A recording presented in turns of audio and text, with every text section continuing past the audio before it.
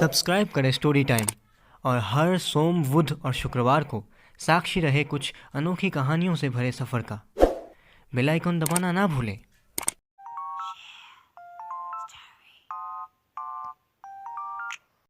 इस कहानी के सभी स्थान, काल, पात्र काल्पनिक है। कृपया कर इसे गंभीरता से ना लें। ये कहानी सिर्फ मनोरंजन के लिए बनाई गई है।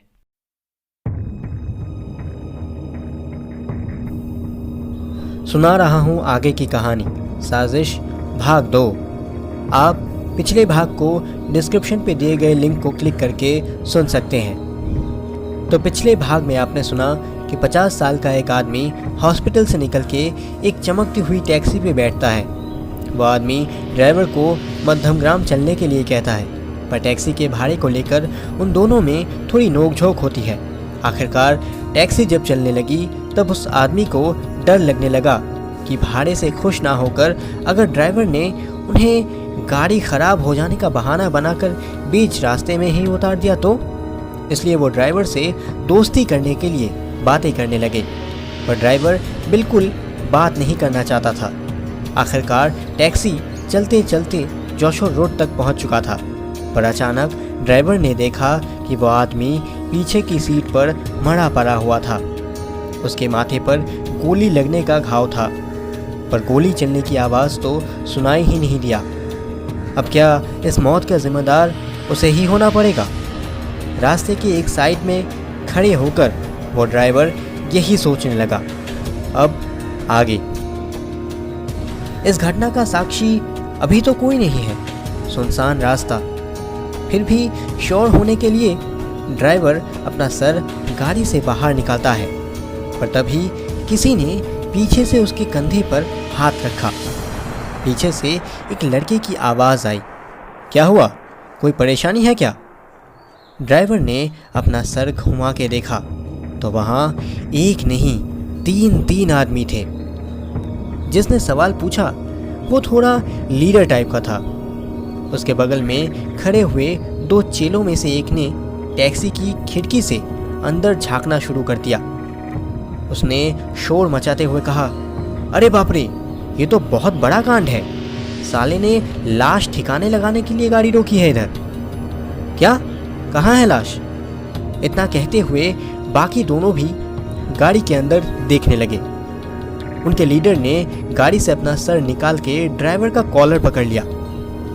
इस आदमी का खून करके जरूर तूने इनका पैसे लुटे होंगे, है ना?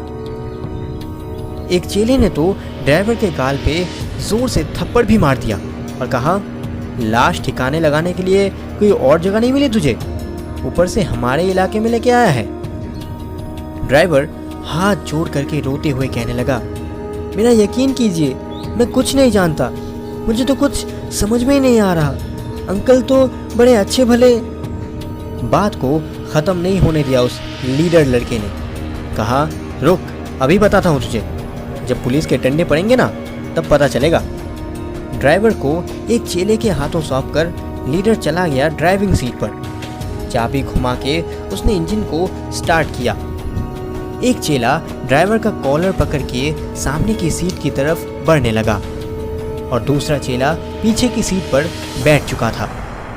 ड्राइवर तब भी बोले जा रहा था, प्लीज़ छोड़ दीजिए मुझे सच में कुछ नहीं पता। आगे मेरी पूरी बात तो सुनिए, उसके बाद चाहे तो पुलिस के हवाले कीजिएगा। चेला ड्राइवर को सीट के ऊपर लेके आ चुका था, पर टैक्सी का दरवाज़ा बंद करने से पहले कहा, तू छूटना चाहता है? जा, तुझे छोड़ दिया। बात करते करते ही शर्ट की पॉकेट में से टैक्सी ड्राइवर का मोबाइल निकाल लिया था उस चेले ने, और अब ड्राइवर को धक्के मारकर बाहर फेंक दिया उसने। टैक्सी के सारे दरवाजे भी बंद हो गए। उसके बाद बहुत तेज़ी से दौड़ने लगी वो गाड़ी। फ़ोन करके पुलिस को बुलाने का रास्ता भी नहीं रहा उस टैक्सी ड्राइवर के पास। नई चमकती हुई टैक्सी के अंदर अभी मौज मस्ती का माहौल था। असल में ये 4 लोग गाड़ी चोर थे। जो कॉल उस पैसेंजर के फ़ोन में आ रहे थे वो असल में उनके प्लान का एक हिस्सा था। जोशोर रोड पर गाड़ी आते ही वो अंकल अपने उन 3 मेंबर को एसएमएस कर रहे थे, मैं लगभग पहुंच गया हूं, अब जल्दी से कॉल कर मुझे। वही पैसेंजर अंकल अभी अपनी सर से नकली खून पोंछ रहे हैं, दांत दिखा के हंस भी रहे हैं। पास में बैठा हुआ एक चेला उन्हें कहने लगा, वाह अजय मियाँ, क्या कमाल के एक्टर हो आप। अगर आप चाहो तो आसानी से फिल्मों में जा सकते हो।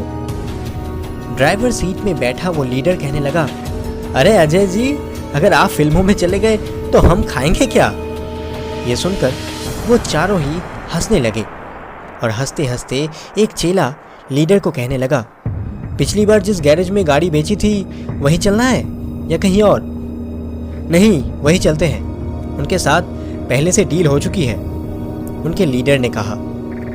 उस फ्रॉड पैसेंजर ने कहा, पिछली बार की तरह इस बार भी उस होटल में जाएंगे, खूब खाएंगे और खूब पिएंगे। बहुत मेहनत लगा है इस बार एक्टिंग करने में। मरने की एक्टिंग करना सबसे मुश्किल काम है।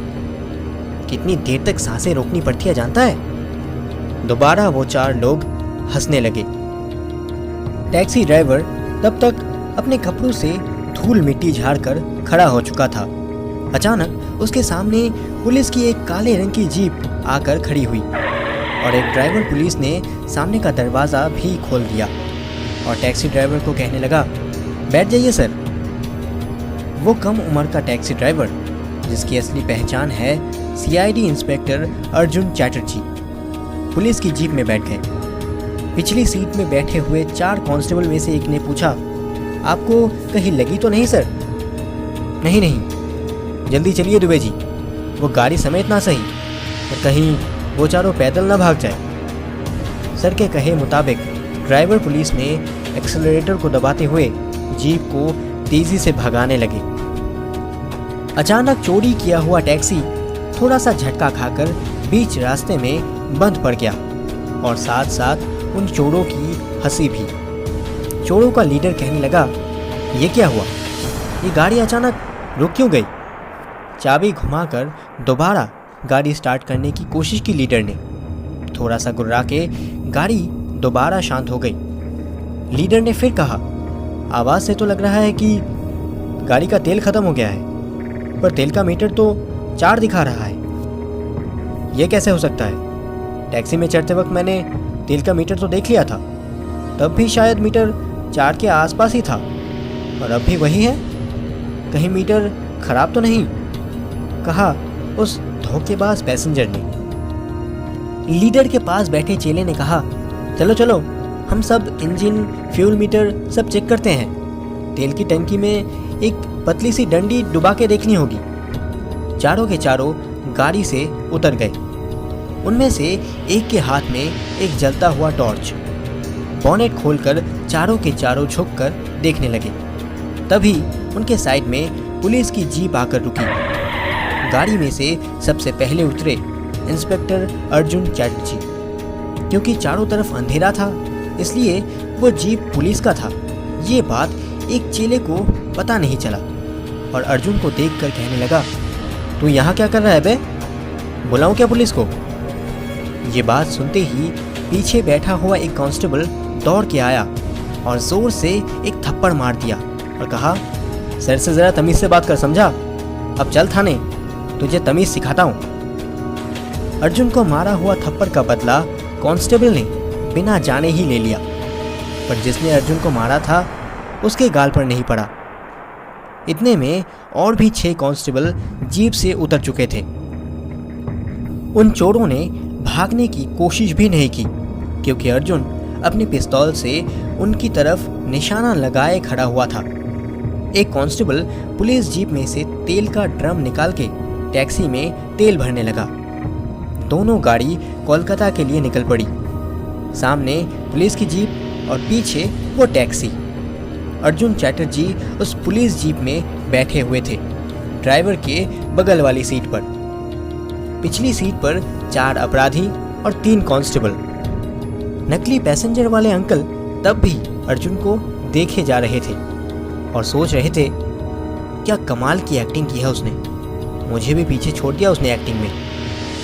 पर अर्जुन अपने परफॉर्मेंस से पूरी तरह खुश नहीं थे, इसलिए वो थोड़े शांत बैठे हैं।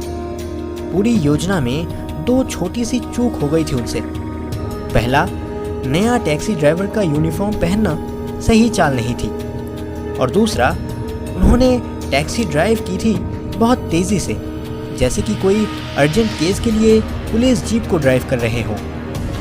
उस नकली पैसेंजर को शायद शक भी हुआ था, इसलिए उसने पूछा था, तुम क्या पहले एम्बुलेंस चलाते थे? अपराधी अगर थोड़ा और चालाक होता तो वह समझ जाता कि अर्जुन असल में टैक्सी ड्राइवर नहीं है और जुर्म करने से पहले ही कोई बहाना बनाकर भाग जाता। पर वो पैसेंजर भी कम चालाक नहीं था। अपनी बातों से जानने की कोशिश कर रहा था कि टैक्सी नई है या पुरानी, ताकि टैक्सी बेचते दौरान उसे पैसों में कोई दिक्कत ना हो। और तो और उसने टैक्सी के मालिक का एड्रेस भी जानने की कोशिश की थी।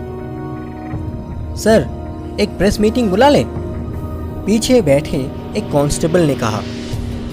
अगले दिन सुबह अपने कैबिन में बैठकर चाय पीते पीते अखबार पढ़ रहे थे अर्जुन चैटर्जी। हेडलाइन में लिखा हुआ था, 4 गाड़ी चोर बीच रास्ते में गिरफ्तार, और उसके साइड में ऑफिसर अर्जुन का एक फोटो भी छपा था, पर पुलिस की वर्दी में नहीं, टैक्सी ड्राइवर के भेष में। तो आज की ये रोमांचक कहानी आपको कैसी लगी? कमेंट्स में हमें ज़रूर बताइएगा। अगर ये कहानी आपको पसंद आई तो इसे लाइक और शेयर ज़रूर करें, और हाँ, सब्सक्राइब करके बेल आइकन दबाना ना भूलें। मैं फिर लौटूंगा एक और अनोखी कहानी के साथ। तब तक के लिए सुनते रहिए story time. Keep listening, keep learning.